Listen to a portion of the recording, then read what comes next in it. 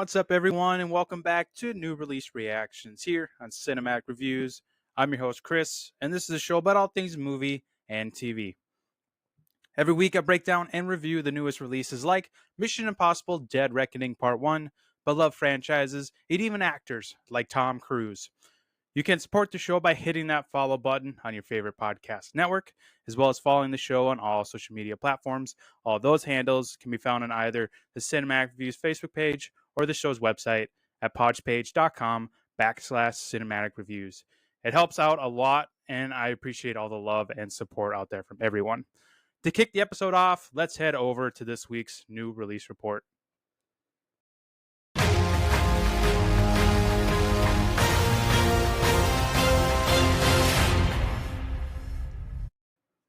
Welcome back to another new release report presented by Cinematic Reviews and Quantum Podcasts. Up first, we have Netflix. Right now, we have Quarterback featuring Patrick Mahomes, Kirk Cousins, and Marcus Mariota streaming right now on the service. This is the documentary featuring the three NFL quarterbacks as they go through their emotions and their mindset of the 2022 season.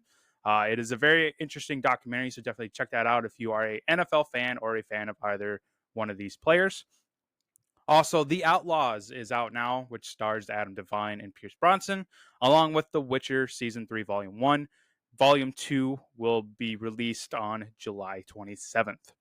Over on Disney Plus, we have Marvel Studios' Secret Invasion streaming right now. Episode 5 will be out on Wednesday. You can get caught up on the first 4 episodes today. On Peacock, we have Book Club Chapter 2, the next chapter, out now, along with The Myth of the Zodiac Killer. This is one of the newest documentaries about the notorious serial killer, the Zodiac, from the San Francisco Bay Area.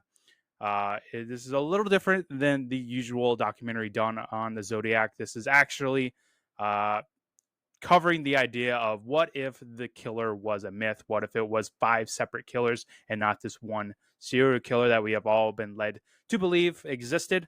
So check that out if you are interested in anything surrounding the notorious serial killer, the Zodiac Killer. As well, on Peacock, we have the newest stand-up special from Kevin Hart, Reality Check. So definitely check that out if you're a fan of his. Over on Prime Video, we have Jack Ryan, the final season going on right now. New episodes arrive every Friday. On Apple TV Plus, 2 shows are going on right now. First, we have Hijacked, starring Idris Elba. New episodes of that drop every Wednesday. And then The Crowded Room, starring Tom Holland and Amanda Seyfried. New episodes of that drop every Friday. And then on VOD, Guardians of the Galaxy Volume 3 is out now for you to rent or own, along with Transformers Rise of the Beasts, The Blackening, and Wes Anderson's Asteroid City. We just got some new information. So on Disney Plus, August 2nd, you'll be able to stream Guardians of the Galaxy Volume 3, as well as getting your hard copies, such as Steelbooks, Blu-rays, DVDs, all that stuff, on August 1st. So be on the lookout for those if you are into the hard copy or Disney Plus. But right now you can, if you are a collector of digital movies, you can just buy Guardians of the Galaxy Volume 3 today on iTunes, Vudu, Amazon Prime, whatever you have your library on. And then in theaters, Mission Impossible Dead Reckoning Part 1 is out now. This is the film that I'll be talking about in just a short moment, along with Insidious, The Red Door, Indiana Jones and the Dial of Destiny, Sound of Freedom, which has been getting a lot of controversy around it lately, and then Spider-Man Across the Spider-Verse. Looking ahead, we have Oppenheimer and Barbie coming out this weekend on July 21st. This has been marked as the Barbenheimer weekend, so I'm very excited about that. Then we have Haunted Mansion coming on July 28th, starring Rosario Dawson, as well as Talk to Me is coming out on July 28th as well. And then going into August, we have Teenage Mutant Ninja Turtles Mutant Mayhem arriving on August 2nd. And then Meg 2, The Trench, starring Jason Statham, coming out on August 4th. Well, that is this week's new release report. Come back next time for some more new release updates.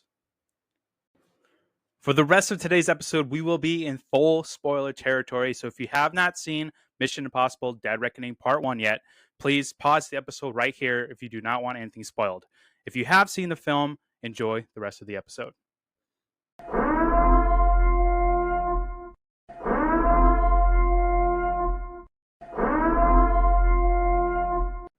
If anything happens to them, there's no place that I won't go to kill you.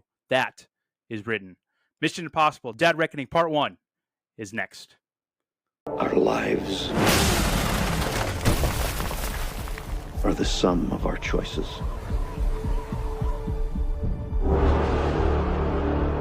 And we cannot escape the past. Ethan, this mission of yours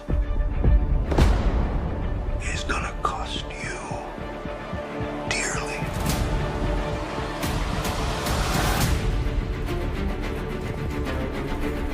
The world is changing. Truth is vanishing. War is coming. It's been a long time, friend. You've no idea the power I represent. It knows your story and how it ends.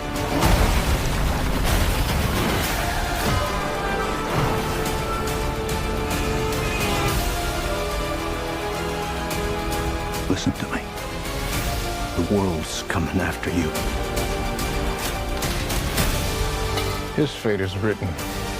Shall we write yours, too? If anything happens to them, there's no place that I won't go to kill you. That is written.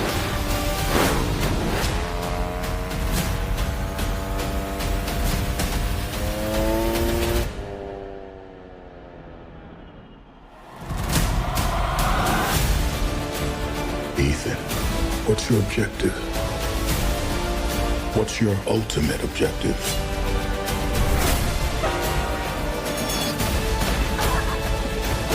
Your life will always matter more to me than my own.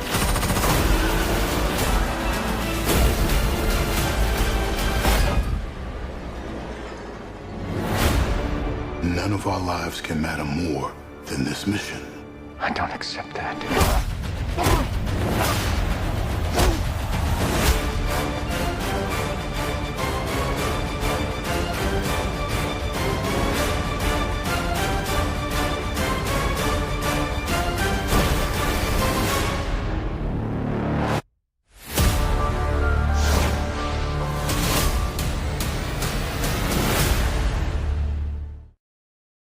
Mission Impossible Dead Reckoning Part 1 was finally released on July 12th.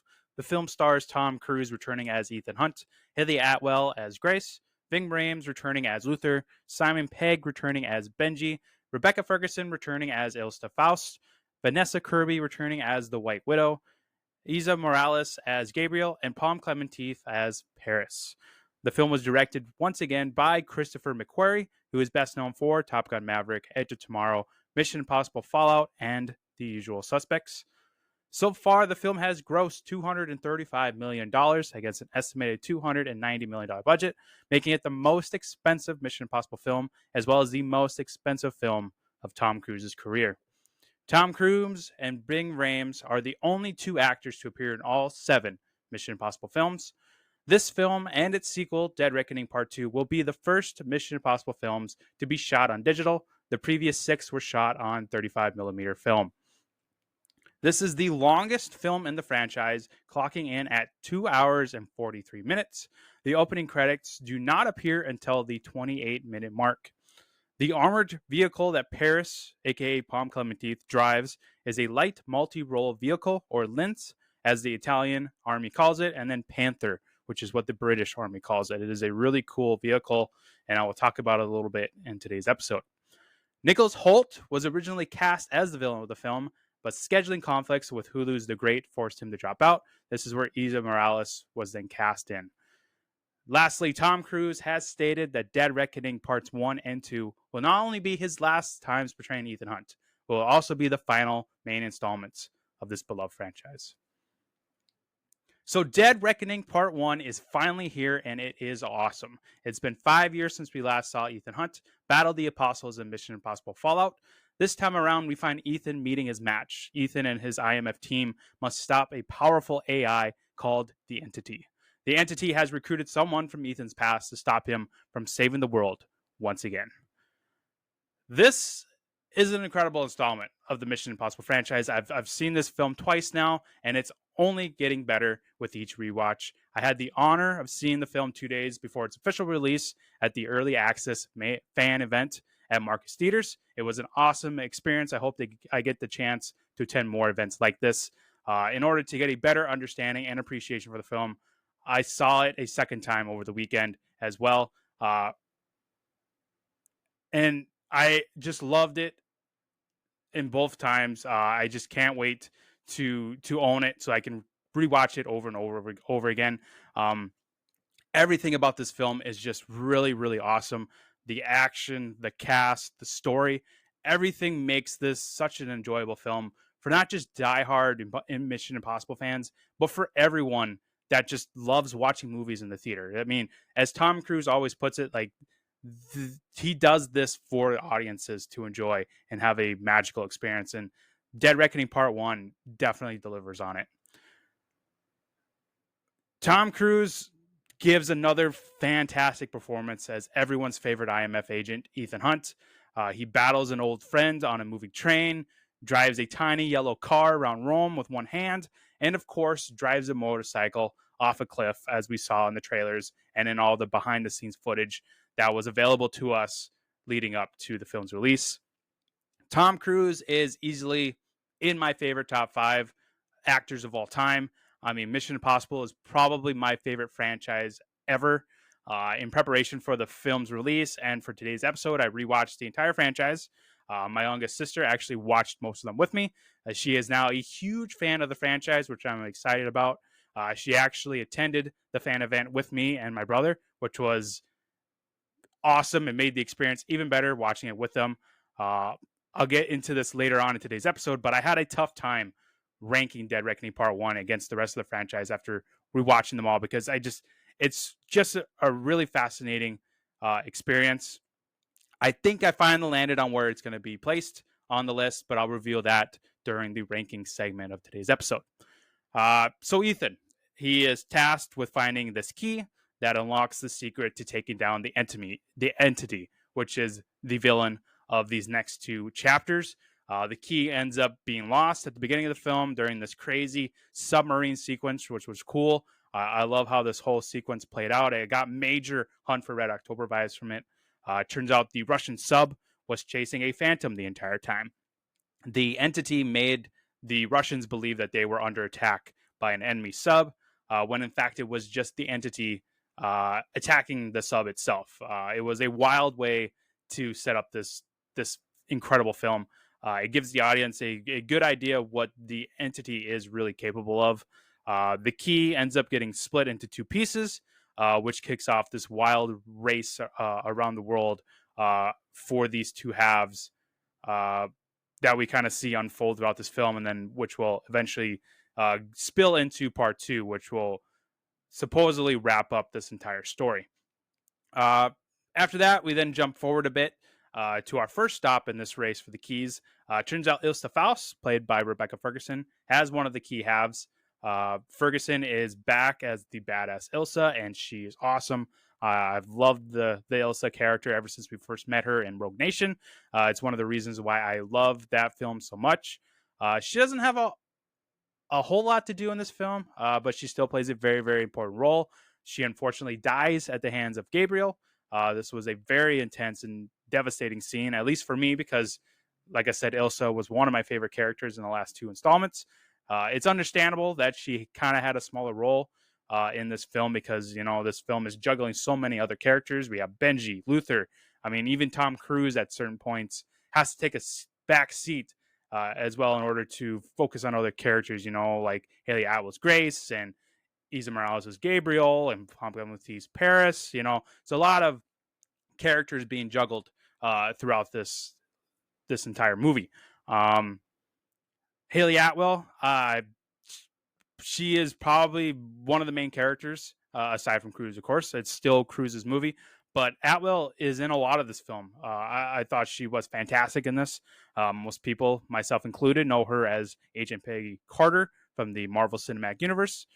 She has pretty much separated herself from the MCU, from what I understand, since her brief cameo in Doctor Strange in the Multiverse of Madness, which I'm glad for. I think she is a terrific actress who can pretty much do anything she wants. She's an awesome addition to the Mission Impossible franchise.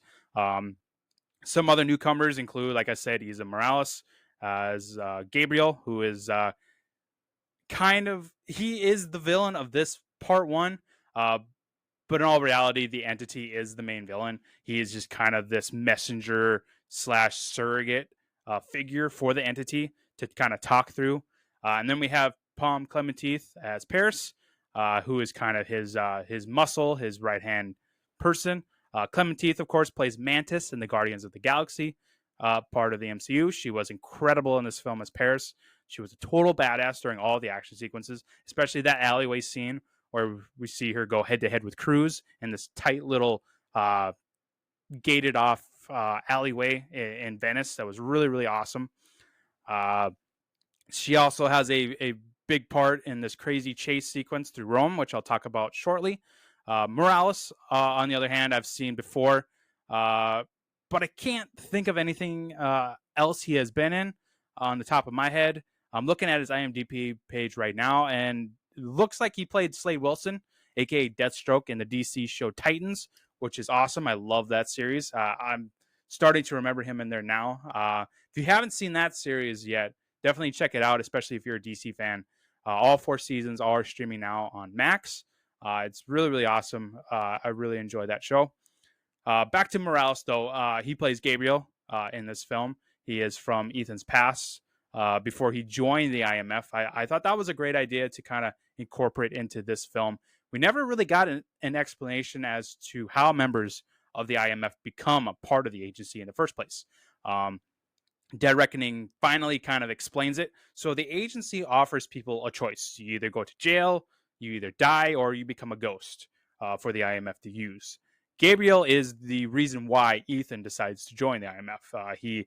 Ethan ends up getting framed for the death of a woman named Maria that we saw in this flashback sequence, who seems to be someone that Ethan is very, very close to. In this flashback, we see Gabriel kills her and then ends up framing Ethan for her murder. Like Ethan says in the film, Gabriel made him the man that he is today, and it was because of this experience in this flashback that we see. I'm sure part 2 is going to dive into this flashback a little deeper, since it's the reason behind Ethan joining the IMF in the first place, so I'm excited about that. Morales was great, though. I'm looking forward to seeing the Gabriel character in part 2. I'm sure we'll get another epic showdown between him and Ethan at some point in that film.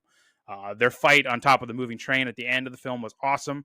It was very similar to the fight between Cruz and John Voight's character, Jim Phelps, in the first Mission Impossible film. So I'm really glad I watched that before this, because actually a lot of this film felt like that first film.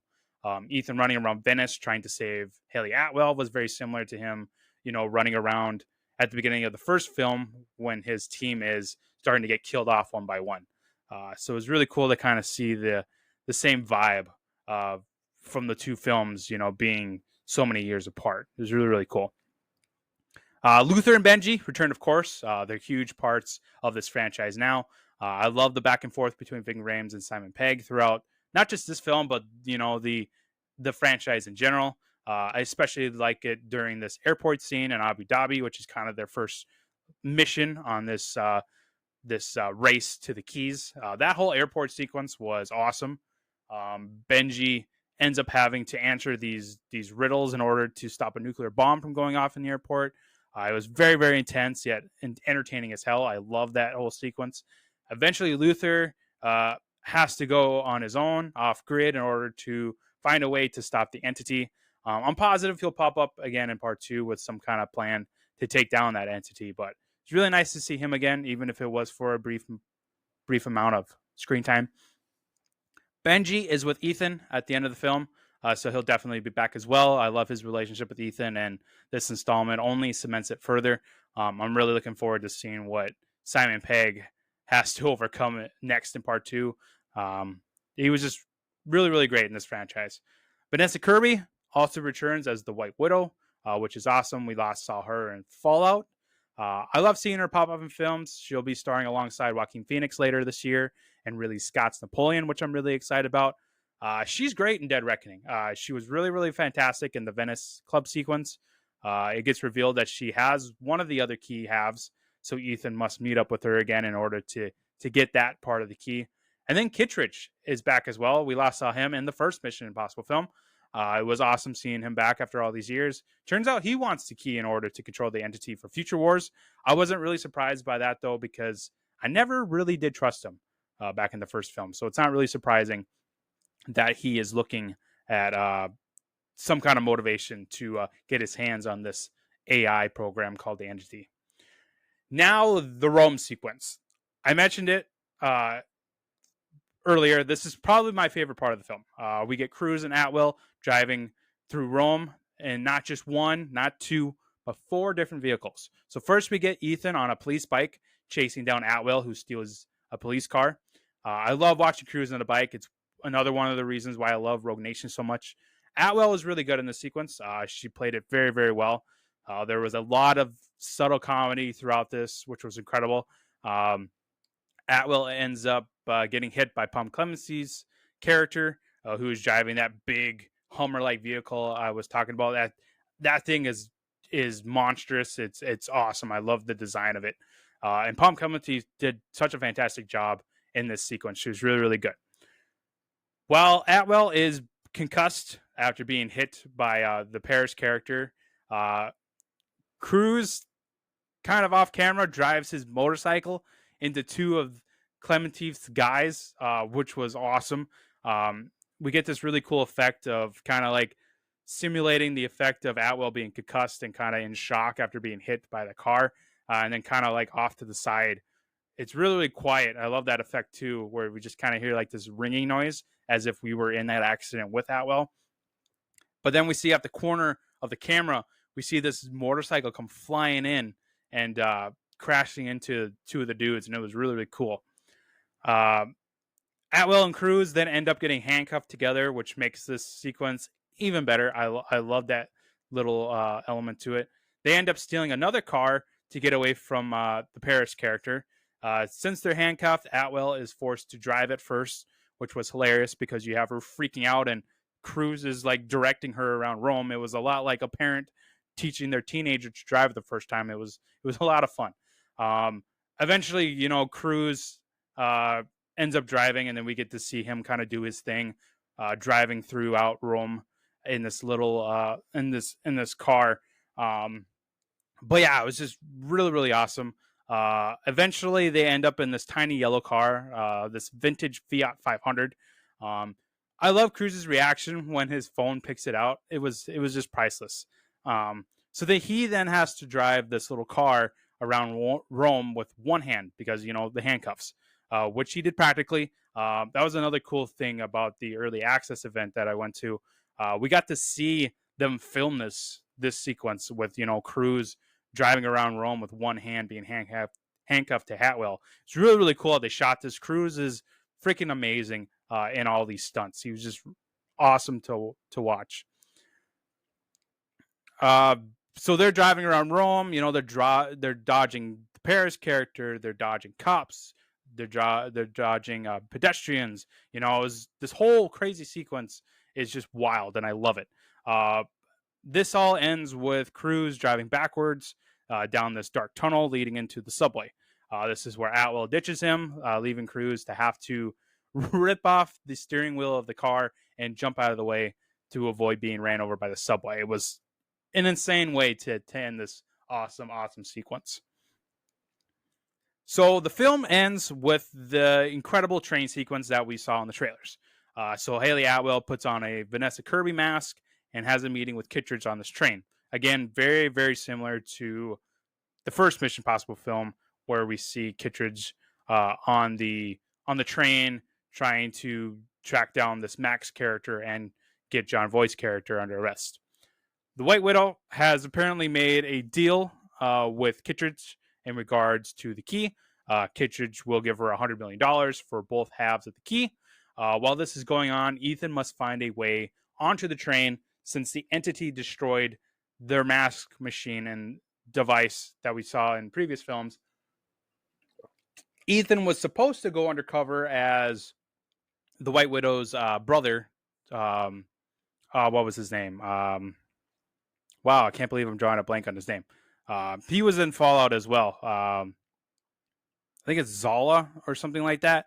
Either way, he was originally going to wear his face, but with the entity screwing up the device, only Atwell has the mask, so she has to go in by herself.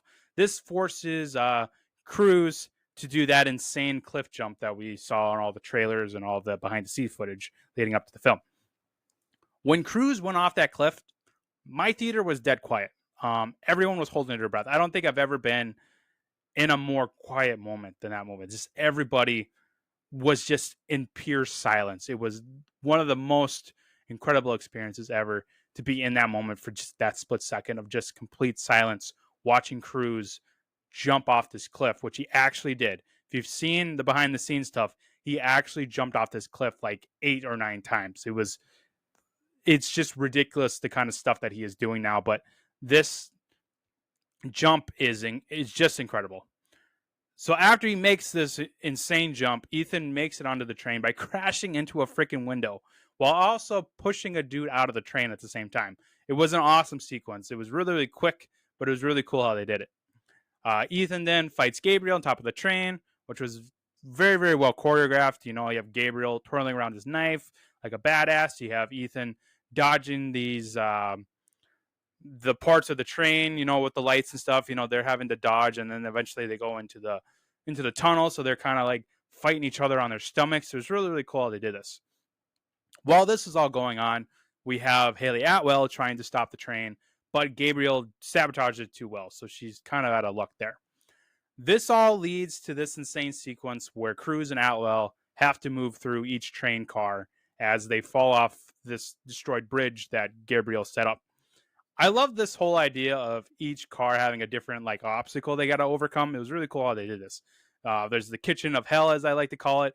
They have the ovens on fire and the grease from the fires are flying everywhere, causing them to slip.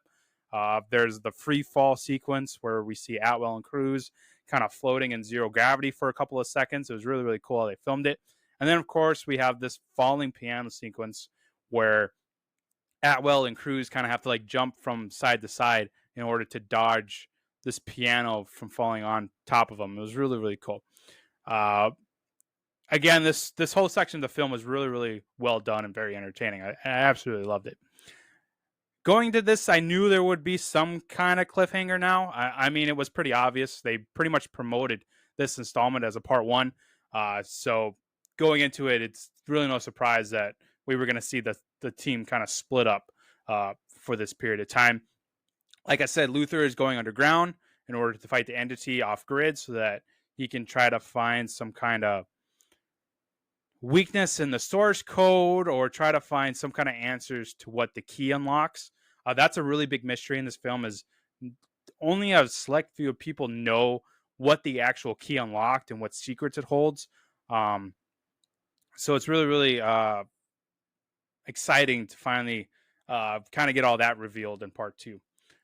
Atwell is being taken in by Kittredge in order to become an IMF agent. We get that cool sequence, cool scene before all this train stuff where Ethan is explaining to Haley Atwell kind of how IMF recruiting works. They always leave you with a choice. You can either, go to jail, you can either die, or you can become a ghost for them. So it's really interesting to think of what kind of situation was Benji in when he got recruited? What sort of bad situation was Luther in when he got recruited? And then, of course, what was up with Ethan Hunt when he got recruited? What's this whole thing around this Maria woman and Gabriel?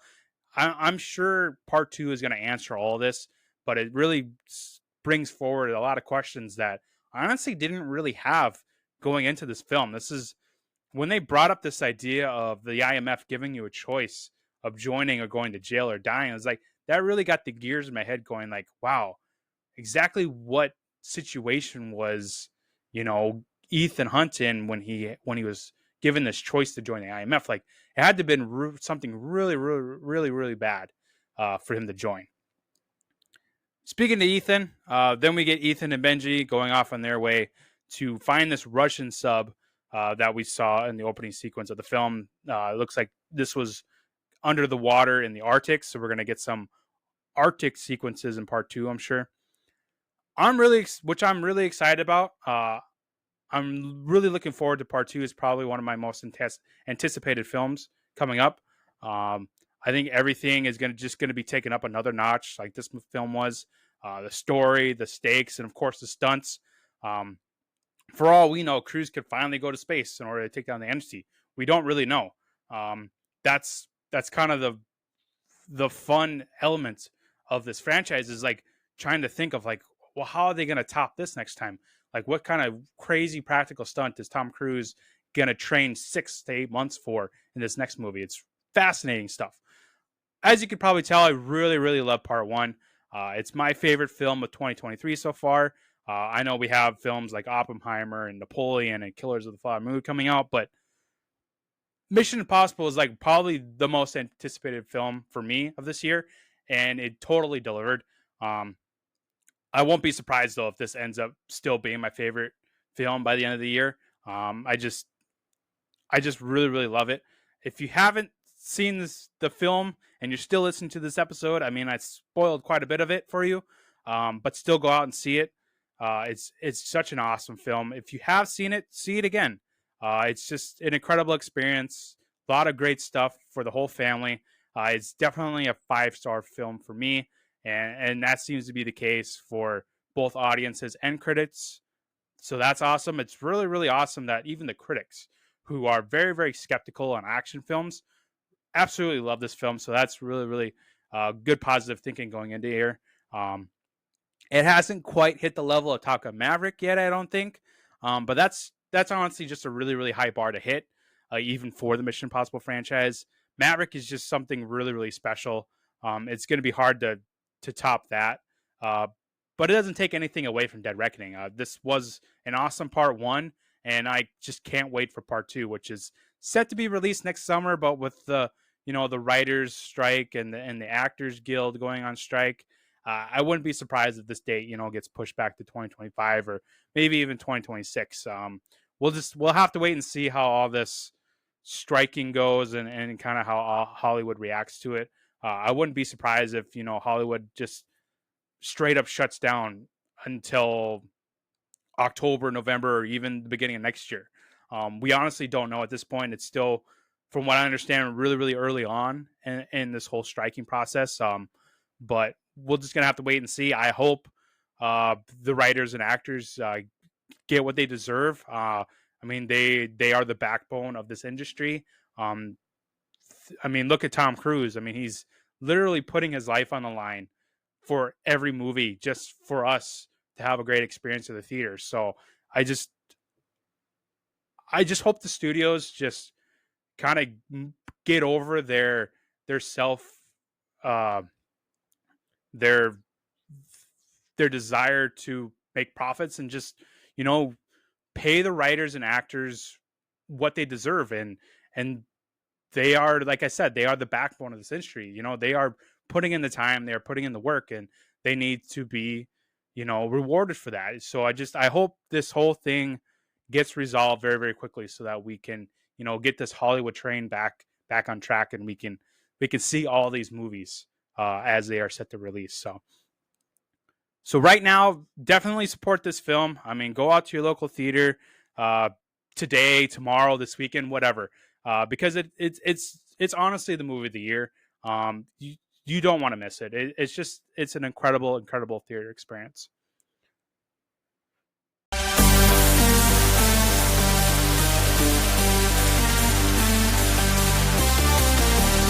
All right, it's finally time to rank Dead Reckoning Part 1 against the rest of the Mission Impossible franchise.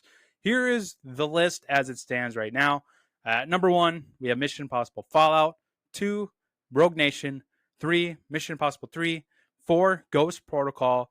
5, Mission Impossible. And then at 6, Mission Impossible 2. So this is what I really, really struggled with. Where do I put Dead Reckoning Part 1? It's one of the reasons why I wanted to see the film a second time so that I can get a full, feeling of how I want to rank this against the franchise.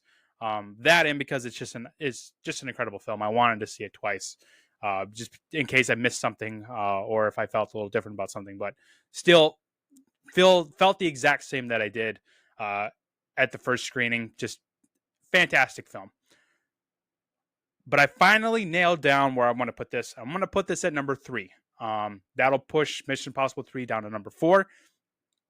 Mission Impossible Fallout is honestly one of the greatest action films of the century. Top-notch Tom Cruise. We have Henry Cavill as the villain in there, who is fantastic. Alec Baldwin returns in there, which is awesome. Rebecca Ferguson's back. We have Sean Harris back as Solomon Lane.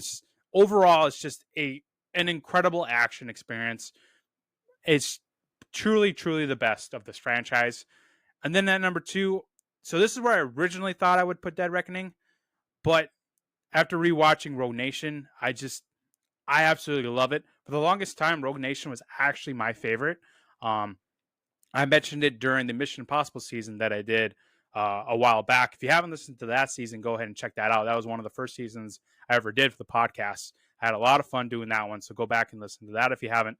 But for the longest time, Rogue Nation was my favorite of the franchise. But then after watching Fallout during that season on the show,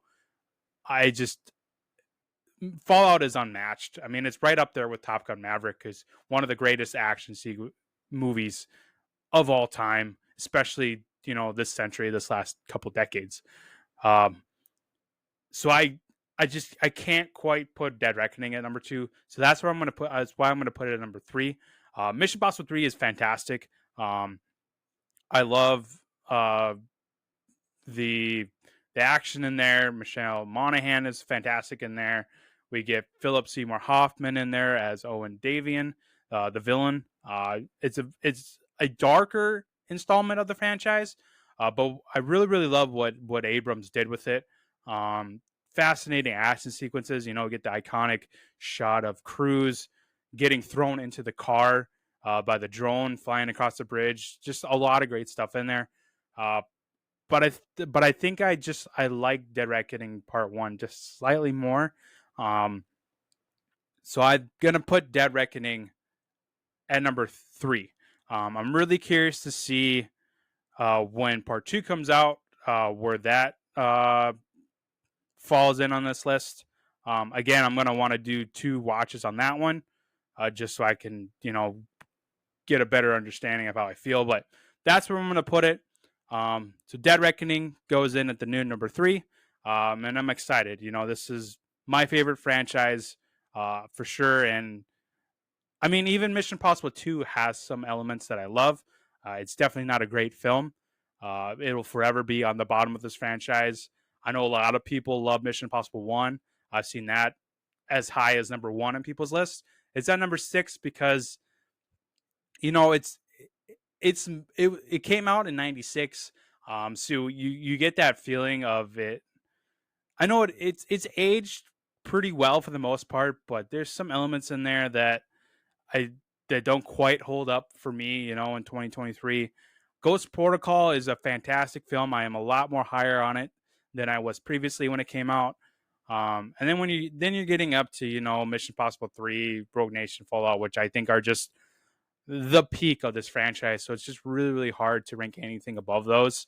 Dead Reckoning, of course, is the exception to that because it is now leapfrogging over Mission Impossible 3. But still, overall, this is such a fantastic franchise, and I just absolutely love it. So this is the new list. We have Fallout at 1, Rogue Nation at 2, Dead Reckoning Part 1 at 3, Mission Impossible 3 at 4, Ghost Protocol at 5, Mission Impossible 1 at 6, and then Mission Impossible 2 at 7.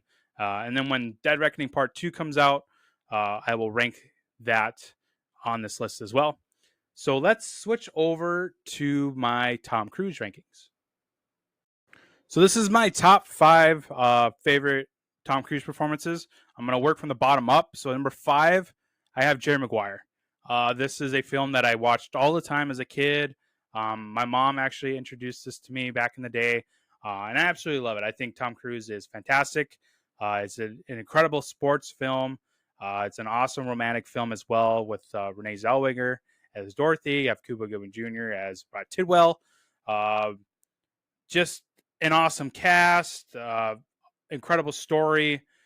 Jonathan Lipnicki, who I grew up knowing, has a little Ray in here. He's fantastic. Just love this film, love this story. Just one of Tom Cruise's best performances for sure. Number 4, I have Edge of Tomorrow. This is the Doug Liman film about Tom Cruise battling these aliens as they attack Earth. This was written by Christopher McQuarrie, who has now been directing the last few Mission Impossible installments. He also wrote Top Gun Maverick.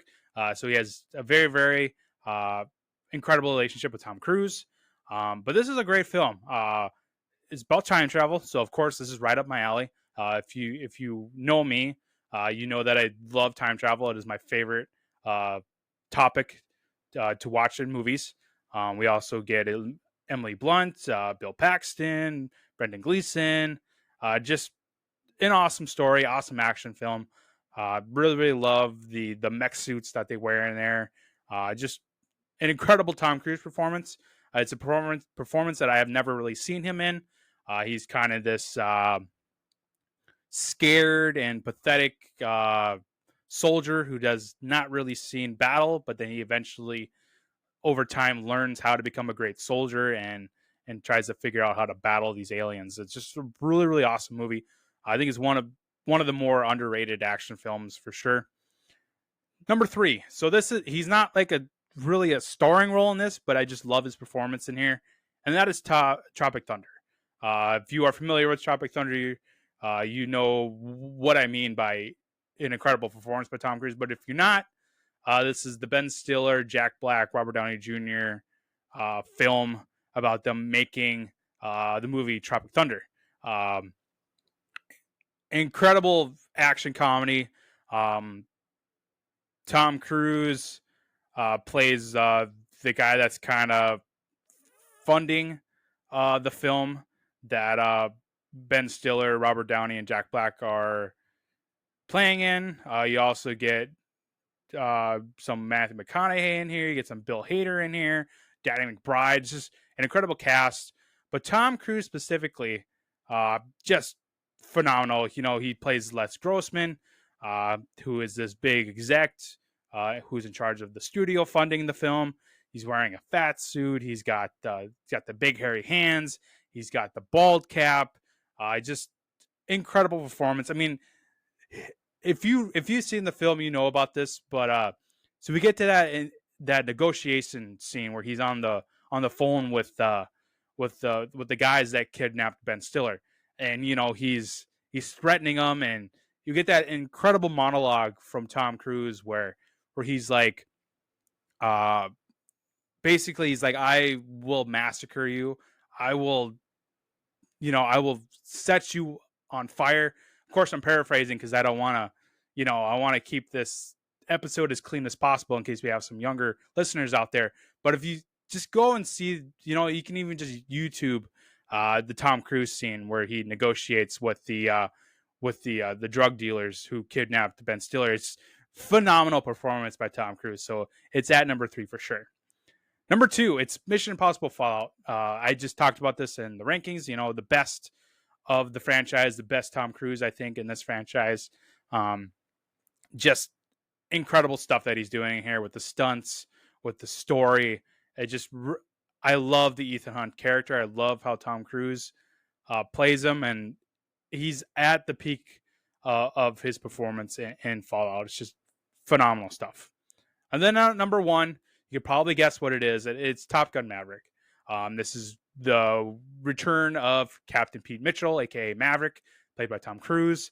We also get Jennifer Connelly, Miles Teller as Rooster, the son of the late Goose from the first film. Val Kilmer shows up again. John Hamm, Charles Parnell, who Parnell also shows up in Top Gun and Dead Reckoning Part 1, which is awesome to see. Just phenomenal Tom Cruise. My favorite performance of his by far. Truly, truly, truly outstanding stuff. I love what he does in this film. It's definitely my favorite Tom Cruise movie as well. One of my favorite movies of all time. It's probably my favorite movie of all time, honestly. Just incredible stuff by Tom Cruise. This movie can never be matched, I don't think. I mean, Fallout is getting pretty close up there as I rewatch that over and over again, but just Tom Cruise is just fantastic in Top Gun Maverick. I just absolutely love him. So that is my top 5 for Tom Cruise: Maverick, Fallout, Tropic Thunder, Edge of Tomorrow, and of course Jerry Maguire. So check out this list and the Mission Possible list on both IMDb and Letterboxd. All you have to do is just search for Cinematic Reviews, and you can find every list that I have put on there. I'm always adding on to there as well. So check out those today. Well, that'll do it for this week's Mission Impossible Field Reaction episode. Your mission, should you choose to accept it, to tune in next time for the reaction episode of Oppenheimer, the newest film from the acclaimed director Christopher Nolan, which is set to be released later this week on July 21st. Also, check out the Fast and Furious season every week on the show. Next up, we will head to Tokyo for the Fast and the Furious Tokyo Drift. This episode will self-destruct in 5 seconds.